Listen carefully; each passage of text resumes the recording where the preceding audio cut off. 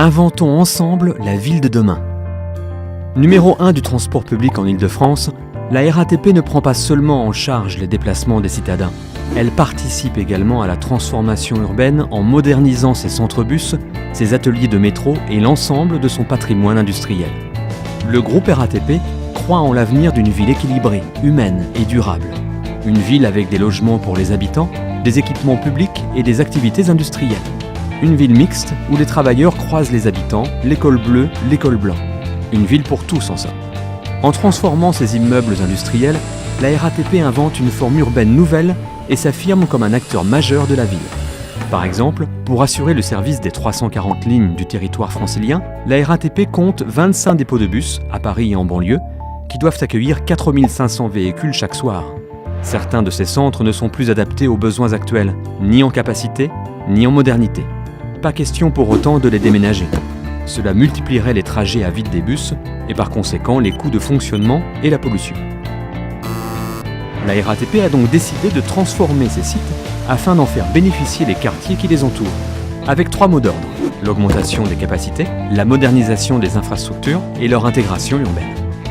10,5 hectares de friches industrielles, rien que dans Paris, l'équivalent de 15 terrains de foot, ont ainsi été redéployés depuis 1990.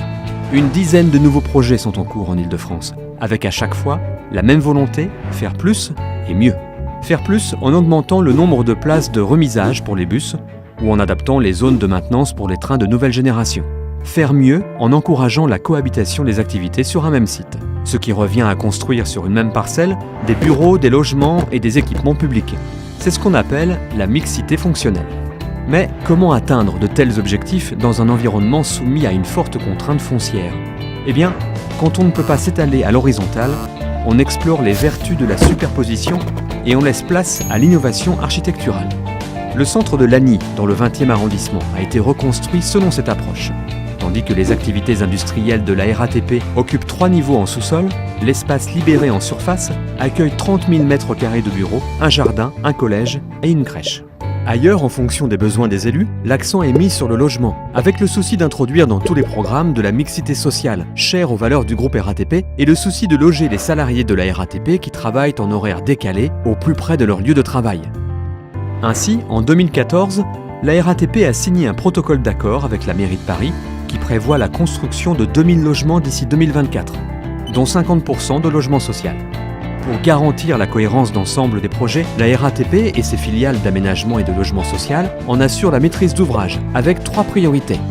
Impulser une démarche participative pour être à l'écoute des riverains, valoriser la qualité architecturale des bâtiments, être attentive, enfin, aux enjeux environnementaux pour le respect des générations futures. C'est pourquoi elle privilégie l'éco-construction, les systèmes de récupération des eaux de pluie et la présence de toitures végétalisées. Très innovant, ce type de projet exige une ingénierie complexe sur le plan financier, juridique, réglementaire et environnemental. C'est pour cette raison que la RATP partage son savoir-faire et son réseau d'experts avec les élus locaux au service de tous, voyageurs et riverains, avec pour ambition de promouvoir des villes humaines, mixtes, durables et citoyennes, où il fait bon travailler et vivre ensemble. En s'engageant dans la ville, la RATP s'engage pour la ville.